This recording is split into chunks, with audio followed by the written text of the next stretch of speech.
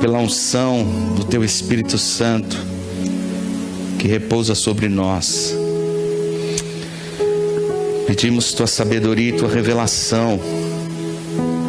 Pedimos Tua capacitação. Pedimos a Tua unção. Que as nossas lâmpadas estejam acesas e que o nosso estoque de azeite seja renovado nessa noite, Pai, para a glória do Teu santo nome. Estamos aguardando com expectativa este grande dia, este grande momento em que ouviremos o soar da trombeta e como igreja do Senhor entraremos para as bodas celestiais. Mas enquanto não chega este glorioso dia, nós oramos para que nenhum de nós seja achado tolo ou insensato, mas que todos possamos estar preparados e vigilantes, atentos e prudentes, sabendo que o Senhor não tarda em voltar. Bendito seja o Teu nome. Nós Te adoramos e Te bendizemos e agradecemos pelo Teu mover entre nós, em nome do Senhor Jesus. Amém. Amém, queridos. Um diretor de cinema consagrado resolveu fazer um filme utilizando-se de algumas paisagens desérticas, porque era um filme ambientado no antigo oeste americano. E quando ele estava com todo o seu set de filmagem em um lugar onde estavam preparando para gravar uma cena, apareceu um índio de verdade, um Cherokee daqueles clássicos. Ele se aproximou da equipe de filmagem, do diretor, e disse: amanhã, chuva. E o diretor olhou aquilo, olhou para o pessoal, e no dia seguinte, pá, choveu. Ficaram impressionados. 3 dias depois o índio apareceu no meio de outra filmagem: amanhã, tempestade. Dia seguinte, tempestade. O diretor disse: esse índio é indispensável para o nosso trabalho, vamos contratá-lo, porque ele consegue prever com muita precisão o que está acontecendo no tempo, no clima. Então vamos pagar um salário para ele ficar vindo aqui e dar para a gente a dica do que está acontecendo aí, do que vai acontecer. E assim foi durante um mês de gravação. O índio ia e tudo o que ele dizia dava certo, até que ele desapareceu. Ficou 15 dias sem aparecer. O diretor estava preocupado, ia fazer uma grande cena, filmar uma grande cena, uma cena importante do filme. E de repente o índio apareceu. Ele disse: precisamos saber o que está acontecendo com o índio, eu tenho que saber o que vai acontecer amanhã. Amanhã é um dia muito importante.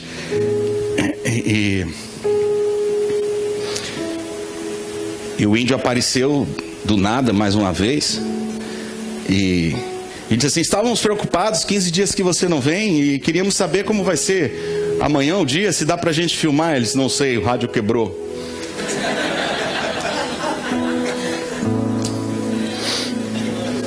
Moral da história: as aparências enganam, né? O que Jesus está falando aqui com respeito a essa parábola? Que olhando de fora, do ponto de vista da igreja que se prepara para o arrebatamento, todos são iguais. É todo mundo crente, é todo mundo membro da igreja, é todo mundo discípulo, é todo mundo fazendo parte da grande galera que vai para o céu, que vai adorar o Senhor. Mas na verdade, o Senhor sabe aqueles que são seus. E o Senhor conta a história para mostrar que, mesmo no meio daqueles que se dizem discípulos, que se dizem cristãos, existem aqueles que não estão se preparando, estão negligenciando a sua vida espiritual. Algumas coisas chamam a atenção nessa história. É uma história que fala de casamento, tem a ver com o contexto judaico. A gente não tem tempo aqui para fazer um estudo sobre casamento judaico. Aliás, tenho visto algumas igrejas aí que o pessoal quer reproduzir alguma coisa como um tipo de casamento judaico. mais ou menos daquela época, porque nem hoje em dia se celebra, como eu já ouvi falar que em alguns lugares aí, por causa dessa forte ênfase do judaísmo, tem tentado celebrar. Eu estava conversando com um irmão outro dia que disse que foi numa igreja e o casamento era todo meio que judaico, e tinha um pessoal tocando lá um chofar, né? Aqueles chifres de carneiro, com aquele som de berrante, que a gente conhece como berrante, mas o judeu, e o termo hebraico é shofar, é trombeta. E ele estava sentado do lado de um ímpio lá, um sujeito que era um convidado, um não cristão, e o cara disse assim: oxe, nem bem casou, já está com chifre. Então, às vezes a gente está tentando comunicar alguma coisa e a pessoa não está entendendo nada, né? Assim, tipo, que loucura é essa, né? O cara que está no mundo, não entende nada de Bíblia, entra na igreja para ir para um casamento esperando o quê? No padre, pastor, seja lá o que for, vai ter a noiva, vai ter o noivo. E aí a galera faz tudo ao contrário. O noivo entrou primeiro, a noiva entrou primeiro, e depois entrou uma galera gritando: o noivo está chegando, e aí o noivo entrou. Então assim, já foi meio que traumático para o cara ver um casamento todo meio pelo avesso, e na hora que apareceram os chifres, ele ficou indignado, ele disse: esse negócio está todo errado, né? Não pode ser real. Então, não tenho tempo para falar aqui sobre todas essas questões, são particularidades do casamento judaico. Mas é óbvio que você entende, e eu acredito que muito mais impactante foi para a audiência, o público que Jesus estava contando essa história, você entende que aqui existe uma urgência. E eu queria apenas assinalar algumas questões que acho que são bem legais para a gente, como juventude, família da graça, estar meditando. Primeiro aqui, é que Jesus inclui nessa história a figura dessas virgens, ou dessas moças, dessas participantes das bodas, que eram como damas de honra. E o mais interessante que me chama a atenção é que normalmente as histórias de Jesus envolvem homens. E nessa história, particularmente, o Senhor coloca como personagens figurantes estas mulheres. Isso me assinala o primeiro ponto dessa meditação, que é o seguinte: para Jesus, homens e mulheres são importantes. E em uma cultura extremamente machista, patriarcalista, que é essa do judaísmo na época de Jesus, não que a Bíblia seja, não que a palavra de Deus o seja, mas a cultura judaica da época, extremamente centrada no homem, e Jesus coloca essas mulheres na história. Por que isso? Pode ser, claro, e aqui tem também esse significado, que essas virgens representem a igreja é uma figura feminina. Mas eu acho muito importante assinalar este aspecto do ministério de Jesus, que é revolucionário no que diz respeito a transpor essas barreiras culturais e sociais, e que Jesus faz com muita maestria, inclusive nos seus ensinamentos, para mostrar que tanto homens como mulheres são importantes igualmente no seu reino. É interessante observar que isso não é só uma teoria, é uma prática de Jesus, pois ele também fazia o seu ministério acompanhado e sustentado por muitas mulheres, por muitas irmãs, por muitas pessoas preciosas que eram alcançadas por sua palavra e transformadas, a exemplo de Maria Madalena, a mulher samaritana e outras tantas. Também isso foi tão forte na igreja que refletiu no ministério feminino na igreja. O ministério dos apóstolos foi muito apoiado por irmãs preciosas que estavam trabalhando nos dias da igreja primitiva e estavam produzindo muito fruto para o Senhor. Muitas delas têm os seus nomes mencionados nas listas de cooperadores de Paulo, ao lado de muitos homens. Então, o primeiro ponto aqui é a gente pensar na extraordinária revelação de Deus para a humanidade através do Senhor, que trouxe tanto impacto à nossa cultura em termos de liberação da mulher. E eu louvo a Deus porque nessa noite nós estamos aqui e existem representantes das nossas células de jovens, células de homens, de rapazes e células de mulheres, de moças que estão fazendo um trabalho igualmente maravilhoso na conquista de vidas para o Senhor. Então a primeira coisa que eu queria dizer para você é que você é importante para Deus, independente do sexo, se você é homem, mulher. Jesus tem uma visão muito ampla do conceito de Deus como Criador e Pai, do que significa a preciosidade da sua vida aos olhos dele. Eu queria que você nessa noite se alegrasse pelo fato de que você não está fazendo parte de uma religião onde as mulheres estão subjugadas, anuladas e muitas vezes deslocadas e transformadas em objetos. Porque o que nós estamos vendo, infelizmente, nesse mundo onde o islamismo tanto cresce, é que a gente vai tendo contato com uma cultura e com um tipo de religiosidade onde a mulher permanece na escravidão e na ignorância. Mas isso não é só prerrogativa do islamismo. Em quase todas as religiões ainda presentes na história da humanidade, nas modernas religiões, nas grandes religiões, nós percebemos muita discriminação com relação ao sexo feminino, mas não da parte de Jesus. E eu queria abrir essa meditação dando este ponto de vantagem para o Senhor, para o nosso Senhor. Eu queria que você aplaudisse Jesus por essa visão tremenda. Ele é maravilhoso. Ele é maravilhoso. Ele é maravilhoso. Sabe, nós fizemos parte de uma estrutura denominacional evangélica, onde as mulheres não tinham reconhecimento ministerial. E ainda não tem, naquela estrutura.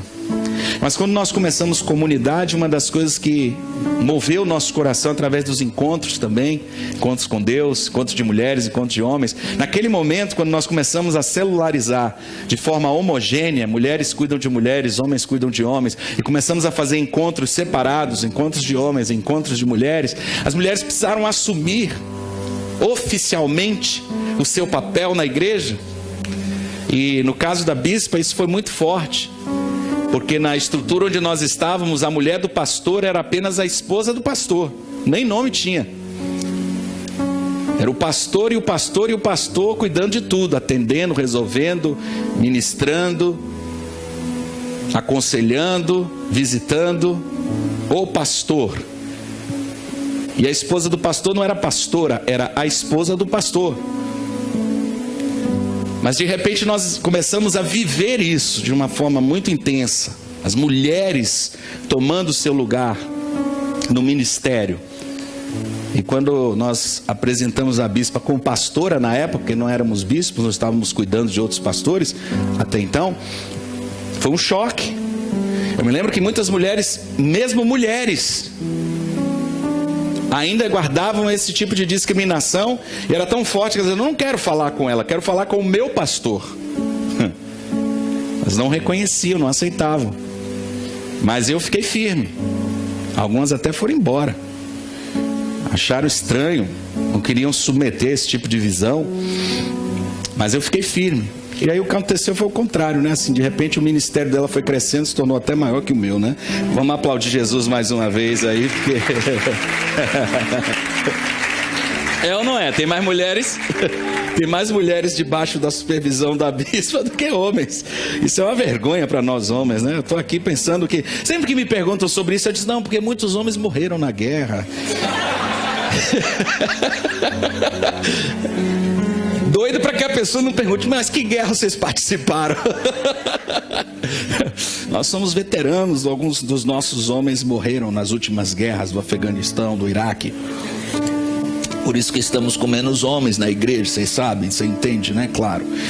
Bom, esse é um ponto fantástico, maravilhoso. Eu queria declarar sobre a sua vida como homem, como mulher, jovem que está na igreja, essa visão de reino, essa visão dilatada, essa visão abençoada, essa visão inclusiva, essa visão que mostra um Jesus soberano, que usa homens e mulheres para a sua glória, e que você é importante nesse projeto do reino de Deus, amém? Segundo, aqui eu acho também interessante pensar no fato de que por mais que nós estejamos vivendo na comunhão uns com os outros, através das células, das nossas reuniões, dos nossos encontros casuais, quando depois de uma reunião como essa, vamos dar uma saída, vamos comer alguma coisa, vamos trocando informações, vamos nos edificando, vamos vivendo nessa dimensão de relacionamento, mas existe uma coisa aqui tremenda nessa passagem: nós não podemos tomar emprestado a espiritualidade do outro. Nós podemos ser abençoados, e somos muito abençoados através da comunhão. Nós somos edificados mutuamente. Nós podemos servir, nós podemos ministrar uns aos outros e devemos. A prioridade da igreja em termos de organismo é que essas juntas e ligamentos que constituem o corpo de Cristo, que são os nossos relacionamentos na casa de Deus, possam nos suprir, possam nos nutrir de uma forma especial, que as grandes reuniões não trazem. Por isso Jesus não estava só com a multidão, ele também tinha discípulos que estavam com ele mais próximos. Mas esse texto deixa claro, com respeito à sua vida espiritual, que você não vai poder tirar de ninguém o que lhe pertence em termos de unção. O azeite que está sobre a vida do seu irmão, ele não poderá te emprestar. Se você está sem, é um problema seu. E isso aqui é tremendo. E a gente tem que parar para pensar um pouco, porque às vezes a gente está se escorando, se apoiando na espiritualidade do outro, na espiritualidade do pastor que vem ministrar, do profeta que traz uma palavra, do vídeo que a gente assiste em algum lugar, do irmão que a gente senta para conversar e abrir o coração. Mas como fica a nossa intimidade com o Senhor? Que esse texto está falando aqui de uma responsabilidade pessoal, e que é intransferível, e que eu e você vamos dar conta, e que não adianta você tentar virar uma espécie de vampiro gospel e sair sugando, né, dos outros o que os outros têm, porque não funciona assim. Então você precisa buscar de Deus, mais de Deus, mais de Deus. Você precisa entender que nessas questões de unção e na matéria que diz respeito à sua vida espiritual, não tem como você colar, não tem como você pescar, não tem como você tirar o que é do outro. Ou você tem ou você não tem. Fala para a pessoa que está do teu lado: ou você tem ou você não tem. E eu não posso te emprestar nada. Nesse assunto aí, tá? Nesse assunto aí. Porque nós podemos emprestar, nós podemos compartilhar, nós podemos dar, nós podemos receber muita coisa uns dos outros. Mas nesse assunto aqui, Jesus está dizendo: não tem como, ou você tem ou você não tem. E se você não tem, não adianta querer tirar do irmão que está do teu lado, porque a espiritualidade dele, a espiritualidade dela é dele, é dela. E é por isso que às vezes você está no meio de uma reunião e você vê pessoas que estão buscando, que estão recebendo, que estão reabastecendo, estão renovando seu estoque. Não perde oportunidade no mover de Deus de encher a sua botija de azeite, enquanto outros ficam aí meio que não, vai dar tudo certo, está tranquilo, está favorável, blá blá blá. Vai nessa. Vai nessa. Então esse é um outro ponto maravilhoso assim da gente parar para pensar, que no que diz respeito à espiritualidade, o Senhor não abre mão de você como indivíduo. Existe a espiritualidade coletiva, existe a espiritualidade da célula, existe a espiritualidade da grande reunião, é tremendo. Agora, segunda-feira, eu estava no encontro em Campinas, onde tinha 4.000 irmãos, 4.000 pessoas. Pense no encontro de gente maluca, né, por Deus. Você toca uma trombeta, vem gente do Brasil inteiro e junta 4.000 pessoas num auditório, onde todo mundo está com sede, todo mundo está querendo uma unção, todo mundo está querendo algo de Deus, ninguém está ali brincando. Então você veio fazer o que aqui? Aliás, toda vez que você estiver em algum momento como esse, tem que se perguntar: o que eu estou fazendo aqui? Porque a pergunta, eu acredito que quando a gente lê essa história, ouve essa parábola, é essa: o que aquelas 5 estavam fazendo ali? E o resultado está aí no final. Não conheço vocês, não sei quem são vocês. Porta fechada na cara, não sei quem são vocês. Assim, na lata, seco. Deixa a gente meio que em suspense. Será que vai acontecer alguma coisa? Será que vai abrir depois? Será que vai dar uma olhadinha? Deixa ela chorando um pouco, depois abre para entrar? Não há resposta, é um silêncio. É coisa para você ficar arrepiado, dizer assim: meu Deus, de que adianta ficar frequentando, fazendo parte desses ambientes, se você não se entrega, se você não se enche, se você não está fazendo o que é necessário, o que você precisa fazer. Aí vem um terceiro aspecto que é bem legal aqui, né, nessa história, e que Jesus coloca assim, como uma reação dessas virgens ou dessas moças insensatas, loucas, tolas, que elas querem transferir a responsabilidade do problema para as outras. Elas são tão cara de pau, que no meio da confusão, no versículo 8 diz assim: dai-nos do vosso azeite, porque as nossas lâmpadas apagaram. Para pensar nisso. Elas estão assim meio que fora da realidade, achando que podem resolver o assunto na última hora, e ainda colocam a responsabilidade para o suprimento dessa falha grotesca delas nas outras que tinham alguma coisa. E aqui o Senhor já começa também a bater, né, a bombardear, como Ele faz nas suas histórias, essa atitude irresponsável, negligente, superficial, que caracteriza uma geração de pessoas que em toda a história da salvação, seja nos dias de Moisés, ou mesmo nos dias de Jesus e da igreja no seu começo, fez parte da multidão que acompanhava o Senhor. É uma galera que no final das contas está sempre projetando responsabilidade para os outros, que não quer assumir responsabilidade por sua vida espiritual, por sua vida profissional, por sua vida emocional, por nada. São pessoas irresponsáveis em todos os sentidos. Você não pode confiar para elas responsabilidade, porque elas não são responsáveis nem mesmo com a sua própria vida. E é isso que revela essa parábola. Porque se você não está cuidando da sua vida espiritual, do seu crescimento espiritual, você não pode colocar culpa no pastor, na estrutura, no irmão, na célula, seja lá no que for. Essa responsabilidade é sua. Jesus contou uma outra parábola, a parábola de rico e Lázaro, e é mais ou menos a mesma coisa. Os dois morreram. O rico foi para o inferno, Lázaro foi para o céu, era um mendigo. E lá do inferno, o rico ficou dando ordem. Porque aqui, assim, elas não pediram não: oh, por favor, vocês podiam nos ajudar? Será que tinha um pouquinho de azeite aí? Não, bota uma gotinha aqui, pô, quebra o meu galho. Não, dai-nos do vosso azeite, porque as nossas lâmpadas se apagaram. É mais ou menos assim. Sei, pai Abraão, manda Lázaro botar uma gotinha de água aqui na minha boca, que está muito quente aqui no inferno. Pô, mas vê se pode. O pobre já está lá no céu, descansando de uma vida toda arrebentada, porque o sujeito está no inferno, alugando o cara, dando ordem a Abraão e mandando Lázaro fazer Lázaro de empregado, né?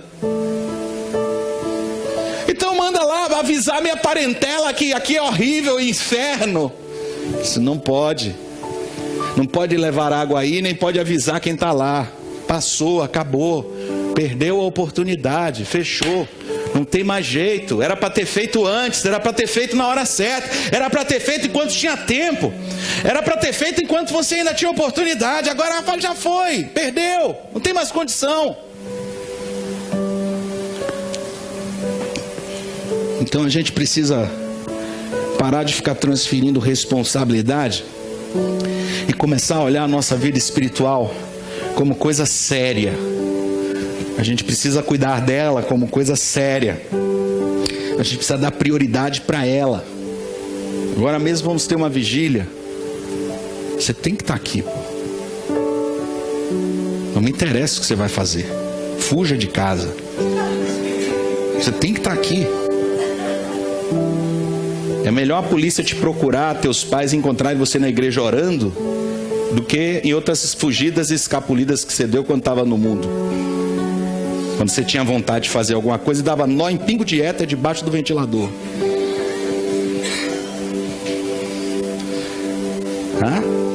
Mas aí quando você fica na igreja começa a ficar soft, né? Começa a ficar tudo cheio de desculpas, cheio de compromissos, cheio de situações que não dá, não tem condição, não tem tempo, não tô me sentindo muito cansado, tô arrebentado, tô quebrado. Pelo amor de Deus, quantos anos você tem? Pelo amor de Deus, quantos anos você tem? Olha para mim. Toma vergonha na cara. Então, assim, eu não consigo entender. Mas, assim, a palavra de Deus coloca na juventude uma força que é característica daqueles que são jovens. Você tem vício, você tem vigor, você tem energia, você tem força. Gaste para a glória de Deus. Use tudo que você puder para buscar mais de Deus, para receber mais de Deus, para se abastecer de Deus, para se encher de Deus. E não transfira a responsabilidade da sua vida para ninguém. E nem fique fazendo cobranças absurdas ou exigindo dos outros o que diz respeito a você e somente a você. Essa parábola, ela termina falando de um compromisso a longo prazo. A longo prazo. Naquela época, o casamento demorou, a verdade é que atrasou. Isso só acontecia no passado, hoje em dia casamento não atrasa mais. Mas antigamente, os casamentos às vezes atrasavam. Afinal de contas, as pessoas iam a pé, tinha aquele negócio todo, não tinha carro, não tinha avião, não tinha... Então assim, tinha algumas dificuldades aí, atrasou. E não podia se cogitar uma moça sair na rua sem uma lamparina. Era uma coisa assim que não tem, é como se hoje uma lanterna, qualquer coisa. Não tinha luz elétrica, não tinha poste de luz, não tinha como as pessoas estarem andando sem uma lamparina. E elas saíram com as lamparinas. Só que 5, que é como Jesus está aqui contando a história, colocaram, né, uma reservazinha. Disse, vamos levar. Assim, aquela história, né? Não, tipo... Vai começar a estar marcado para 7, 7h30, 8, já acabou. Lá para as 9 a gente já está liberado. É ou não é? Tá tudo certinho, não, tá marcado. Não, vai ser, a noiva disse que ia chegar na hora. A noiva disse que ia ser pontual. O noivo também. Pra todo mundo, tá tudo certinho. As 5 que são prudentes disseram o quê? Vai que atrasa. Pode acontecer. Vamos estar preparadas. Não custa nada. Afinal de contas, nós usamos bolsas. Se fossem homens, se fossem 5 rapazes, ficava complicado. Mas a mulher sempre tem bolsa. E a bolsa de mulher tem tudo. Tudo que você possa imaginar cabe na bolsa de uma mulher. E se você pedir a um homem para achar na bolsa, ele não vai achar. Mas se a mulher for procurar na bolsa, ela vai encontrar. Mulheres são mulheres, afinal de contas. Então, elas colocaram essa reservazinha na bolsa. Então, vamos levar. E ainda passa na cara. Para que essa bolsa pesada? Mas quando a gente está em algum lugar, tem alguma coisa? Tem. Aham.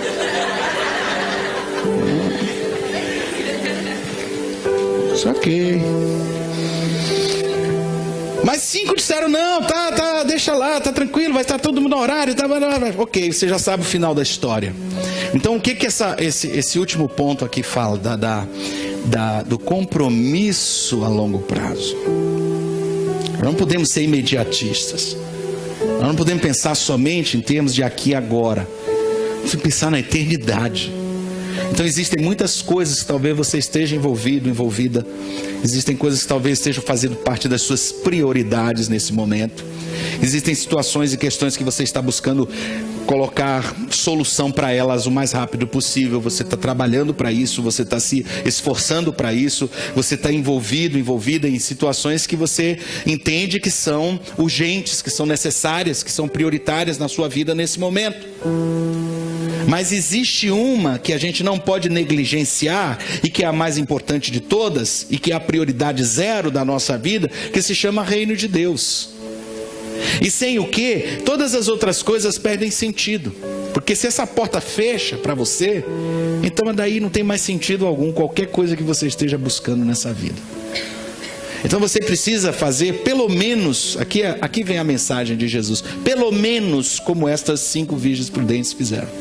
Já que você não sabe o dia nem a hora, já que você não sabe quando vai acontecer esse momento, e aqui não diz respeito só à volta de Jesus, o arrebatamento, o grande momento cósmico, apocalíptico que vai acontecer na história da humanidade. Você pode até dizer, mas não está muito perto, pode ser que ainda demore um pouco, mas tem a ver também com a sua vida terrena.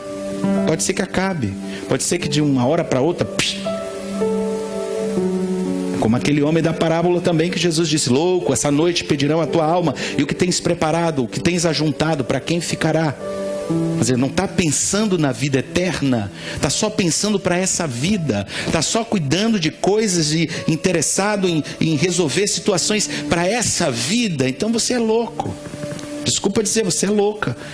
Você está perdendo tempo, porque se você não tiver preparado a longo prazo para o que pode acontecer e que vai acontecer, você não fez o dever de casa. O reino de Deus está às portas, e nós precisamos, como jovens, encarar essa mensagem como uma mensagem de urgência. Eu e você precisamos estar preparados, e o Senhor fala aqui de uma forma muito simples, que a maneira de estarmos preparados é com as nossas botijas cheias de azeite. Não poderia haver um símbolo maior da preparação que Ele busca em cada um de nós do que a presença do seu Espírito, a unção do seu Espírito na minha e na sua vida. Então, se tivermos que buscar alguma coisa nessa vida, mais do que tudo, que seja a presença de Deus, que seja a glória de Deus, que seja a unção do Espírito Santo de Deus, para que naquela noite, naquele dia glorioso, naquele momento quando o noivo chegar, nós possamos realmente fazer parte da igreja que vai entrar nas bodas do Cordeiro. Amém? Que Deus te abençoe. Eu queria convidar você a ficar de pé e exaltar e engrandecer o nome do Senhor. Deixa a luz do Senhor brilhar essa noite na tua vida, no teu coração. Dê um aplauso a Ele, exalte o nome dEle, glorifique o nome